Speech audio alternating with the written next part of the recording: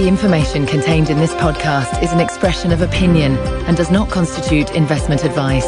This is the Gold Money Podcast with Andy Duncan, keeping you up to date with expert opinion on precious metals and the markets.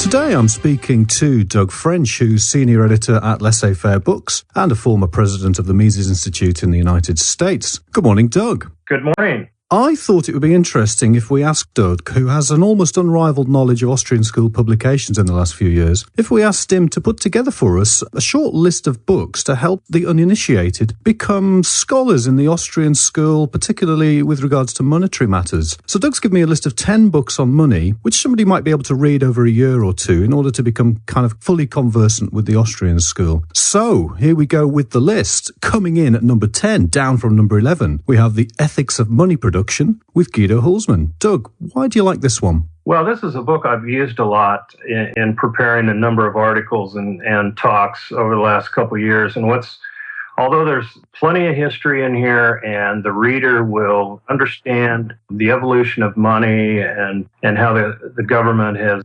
degraded it, if you will, I think the most interesting part of Professor Holzmann's book is a chapter on the cultural and spiritual legacy of fiat inflation. And what he describes very effectively is the morals of society, the savings habits of society. Everything goes down the tube with monetary inflation. And the practical man in the past with hard money would work, put away some gold every pay period or every month. Now we're stuck with having to become conversant in the stock market. We're watching financial news programs. We're having to figure out whether we should be in bonds or stock.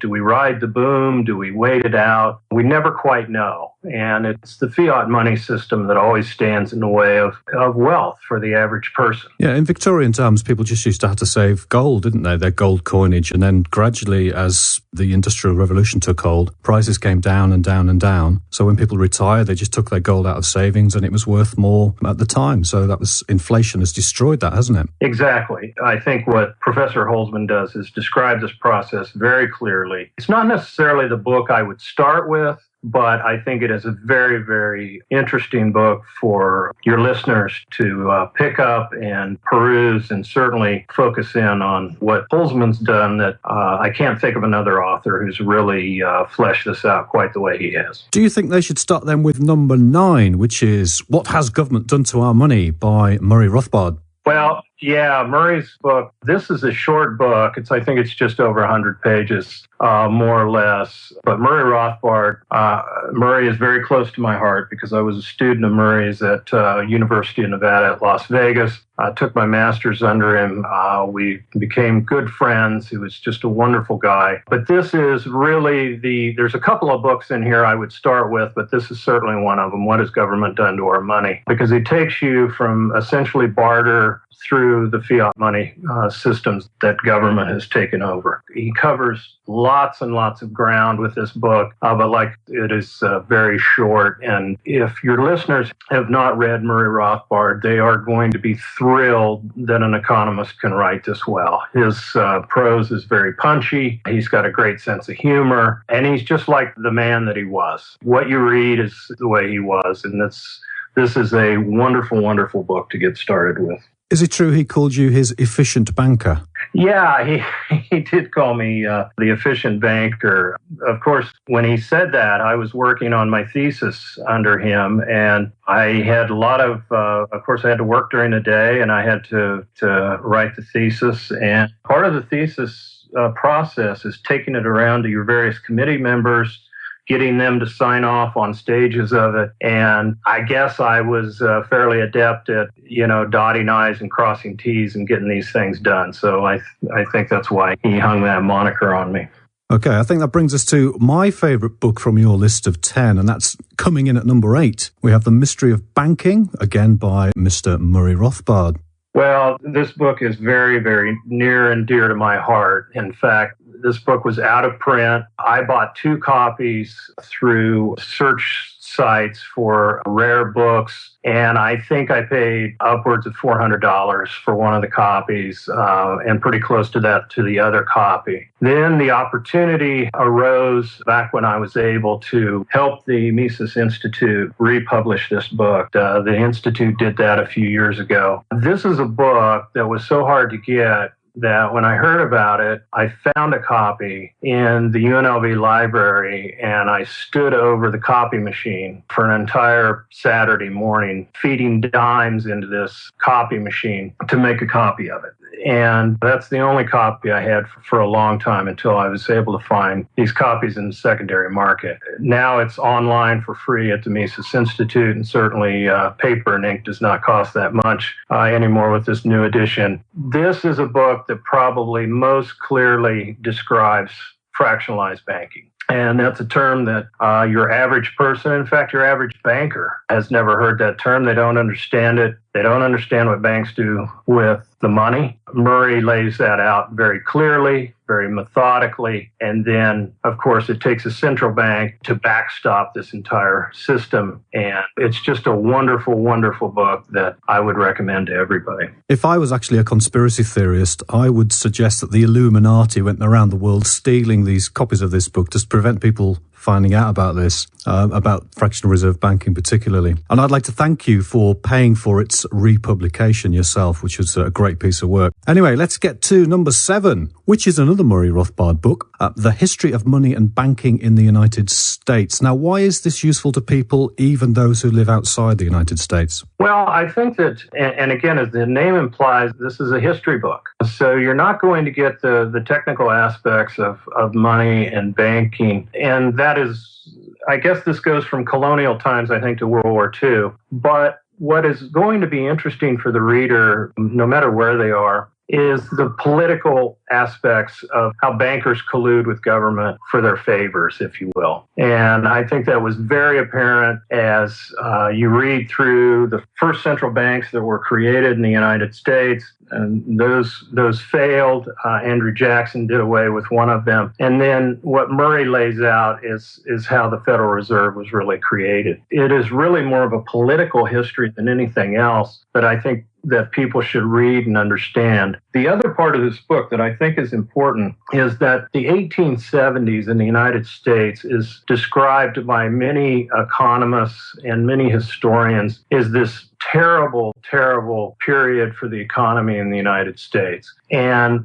what Murray goes back and does is really show that it was actually a very prosperous period in terms of economic growth. Yes, there wasn't inflation. You had a gold standard. The booms of 1873 were being liquidated, but it set the stage for this wonderful regeneration of the economy that, again, is described by many historians as this very dark period in the United States, and it was anything but. This is really Murray as the historian, and I think people will really enjoy it. The Keynesians did the same after World War II, didn't they? When all the troops came home in 1945, there was actually a boom in the United States. But if you use Keynesian figures like GDP figures and all these other things, which were boosted during the Second World War, it seems to be a dark period.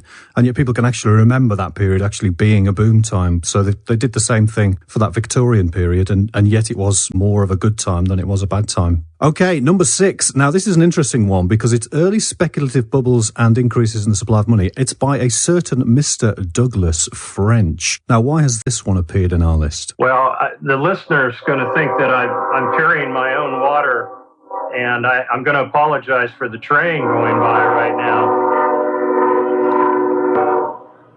But Andy and I decided to put this on the list because there is a tremendous monetary aspect to this book. This is my thesis that I wrote under Murray, and I also had Hans Hoppe on my thesis committee, so I had tremendous help in preparing my thesis and in turn this book. This is about 3 periods: the Tulip Mania piece, or the Tulip Mania period in Amsterdam, John Law's Mississippi bubble, and then the South Sea bubble. And again, all these bubbles, as I show in this book, were created by excessive money creation. Interestingly, in the case of tulipmania, because the Bank of Amsterdam had 100% reserves, because they had a free coinage policy, it attracted specie and clipped coins from all over Europe. And so you had this tremendous amount of good hard money that was going into Amsterdam, which fueled the speculation in tulip bulbs with John Law. And of course, in the case of the South Sea bubble in Britain, it was exactly the opposite. You had just tremendous money supply growth, and of course, tremendous supply and the number of shares being created. So dramatically different periods, but it's a very interesting study that I think readers would enjoy. I love the genuine American economy sounds going into the background there in Alabama, which is fantastic. So the American economy is actually still working a little bit. Well, the trains are, I don't know if they're running on time, but they're certainly running. We have about 18 that run here through Auburn a day. So we're right next to the tracks. Lovely. What I like about your book is the fact it deals with a hard money inflation, if you will, because everything else that we've seen in Austrian books is about paper money, which can just be printed. But this was actual hard silver money from the Bank of Amsterdam. Yet you beautifully explain how you can have a hard money bubble as well as a paper money bubble. Yeah, that's exactly right.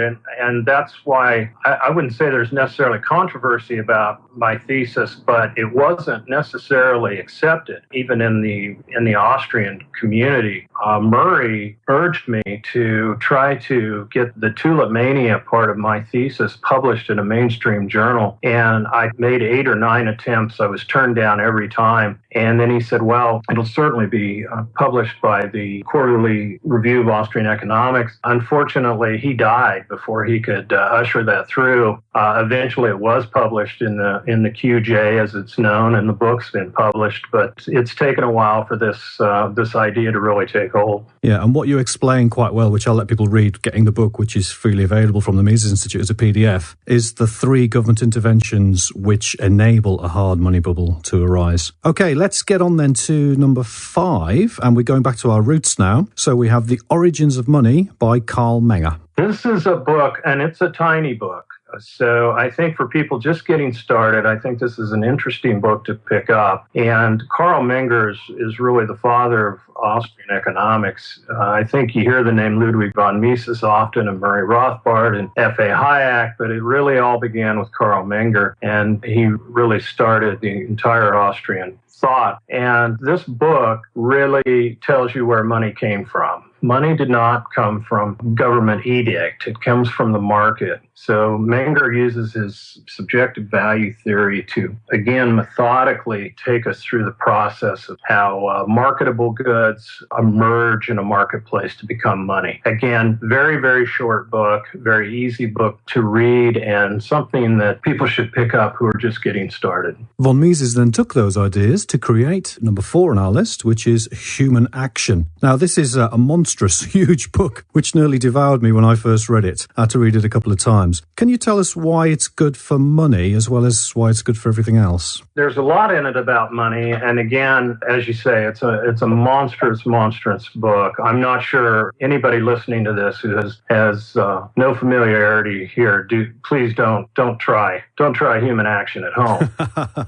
You know, probably the way to dip into it might be to pick up Bob Murphy's study guide and take a look at that and have him kind of guide you through the book. Actually, there's 3 books on our list that we're getting to that Bob Murphy, who's a great young Austrian scholar, has done study guides to. But Human Action, the thing that I always remember about it is something that Murray said. And somebody asked Murray Rothbard, what's Human Action about? And Murray said, it's about everything. And when people describe economics, you know, they get into all kinds of convoluted description of what economics is. But Ludwig von Mises had a 2-word answer, and it was human action. So this book is really about the entirety of economics, which is all human action. There's lots about money here. We're going to get to number 1 on the list, which is, again, a Ludwig von Mises title. But there's just wonderful, wonderful sections about money within human action. After I read Human Action and unwrapped the wet towel from my head, I then ordered Man, Economy and State, and then 2 very strong men lifted it from the postal wagon to the front of my house and delivered it. And I thought, oh no, not another one. But this one, I think, is actually much easier to read. So can you tell us about number 3 then,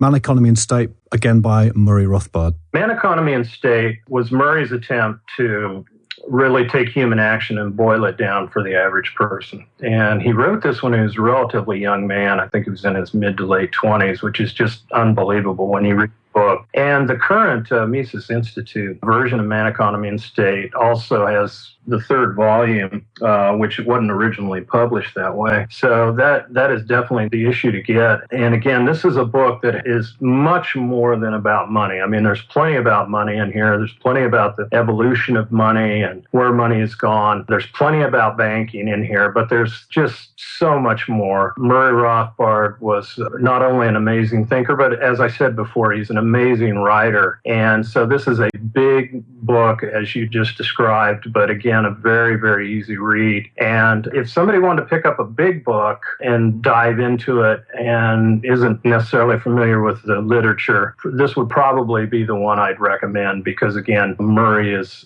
such a good writer. Yeah, if we were going to do sequels, you might do What Has the Government Done to Our Money and then go straight into Man, Economy and State, I would think. Exactly, yeah.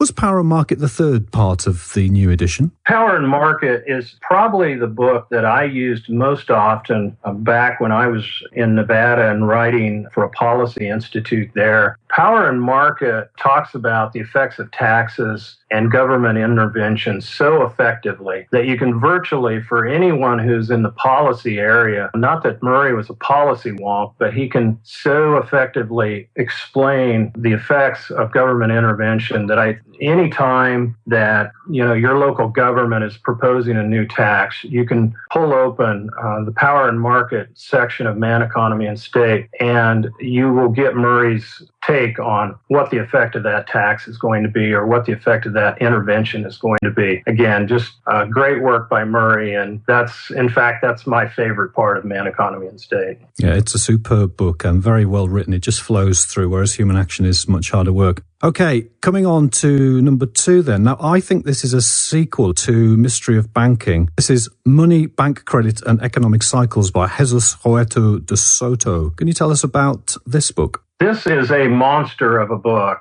and you just get everything with this.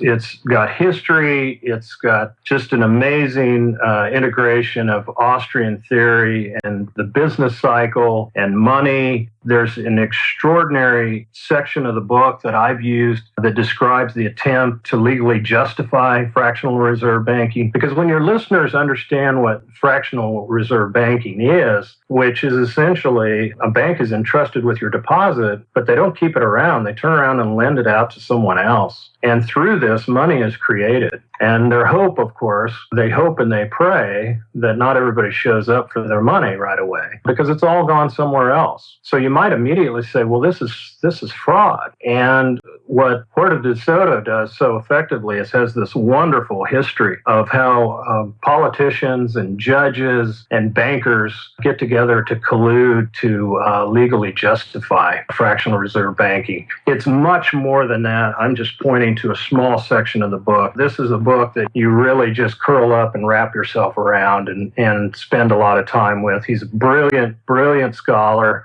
a terribly energetic man who is producing wonderful scholars there in Madrid. And he's also an insurance company executive. So this is not just a fuzzy-headed academic. This is a guy who operates in the real world as well. He works in the morning and early afternoon, goes home, takes a proper Spanish siesta, and then is teaching all night long. Just a wonderful scholar and, like I say, a very energetic guy. And this is really an amazing book. I love all the Roman history and how it took the state hundreds and hundreds of years to take away our kind of legal rights and our legal rights to property in order to create fractional reserve banking. So if anybody likes history as well, I think it should have been called The History of Money, Bank Credit and Economic Cycles. No, that's a great point about the Roman history because I can't think of another book that really gets into that. So I think that's a very unique part of Huerta de Soto's book. Yeah, a marvellous book. Okay, that brings us then to the big one, number one. In its centennial year, A Theory of Money and Credit by Ludwig von Mises. Yeah, this is the granddaddy of them all, if you will. And like you say, this is it was 100 years old this year. This is, again, not probably for the faint of heart. Mises is not necessarily an easy read. And again, I would point out that Robert Murphy, who's done some great work for the Mises Institute, he's essentially an independent scholar, does a lot of writing, a lot of online teaching. He's written a wonderful primer to Theory of Money and Credit, and that may be a great way to start. But what Mises has done here is essentially integrated subjective value theory with money creation, and of course banking, to show that how fiat money, fractionalized banking, create these tremendous booms and busts in the business cycle. It's essentially the theory that F.A. Hayek built upon and that F.A. Hayek earned a co-Nobel Prize with. Another marvellous book, and I think those 10 books together, if somebody hasn't read any of them, that should keep somebody busy for quite a while. Okay, how are you finding working at Laissez Faire Books? Well, it's wonderful. It's essentially Jeff Tucker, who probably a few of your listeners know. He did great work for the Mises Institute for 25 years, and we worked together there for about 3.5 years. But he's rebuilt Laissez Faire Books into this wonderful enterprise right now. We have Laissez Faire Book Club, the Laissez Faire Club, where people can get a free download of these wonderful books on liberty and economics. Every Friday, you get a new book, and this is all for $10 a month. And we're also going to be adding additional club levels where we're going to be offering some live classroom opportunities for people to learn economics. I mentioned Bob Murphy earlier. He'll be teaching for us. We're going to have some great instructors that are going to be a part of our next level of membership. So it's growing quite nicely. It's great to make a living with this great literature. We produce, an article every day about essentially current events and our take on it. And so we're part of the Agora financial family. A lot of your listeners are going to know Agora. They've been in the financial newsletter business for a long time. Bill Bonner is a pioneer in that area, and he's an amazing writer in his own right. Edison Wiggin has written some wonderful books on monetary economics himself. So it's great to be a part of the Agora family, and it's great to have Laissez Faire Books and Laissez Faire Club off the ground nicely. You're actually bringing out a couple of books at the moment on money, aren't you? There's one, Good Money, and then Ron Paul's Case for Gold. Good Money this is a book written by George Selgin that the Independent Institute published a couple of years ago, and it's actually about private coinage. And this is a little-known piece of history from Britain that he's just done a wonderful job with. That essentially Gresham's Law sucked all the silver out of Britain, but you still needed small coinage to do transactions. So who stepped in? Was it the government? Oh, it wasn't the government.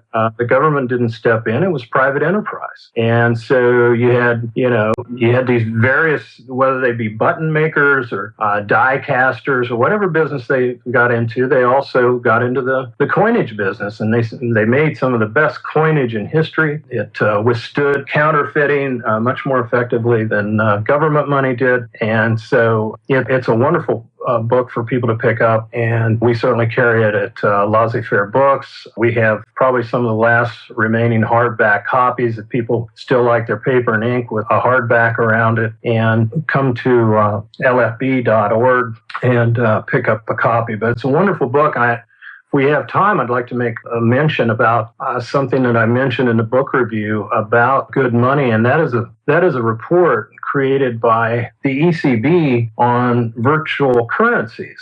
I make reference to that because there's all kinds of talk about Bitcoin and other virtual currencies.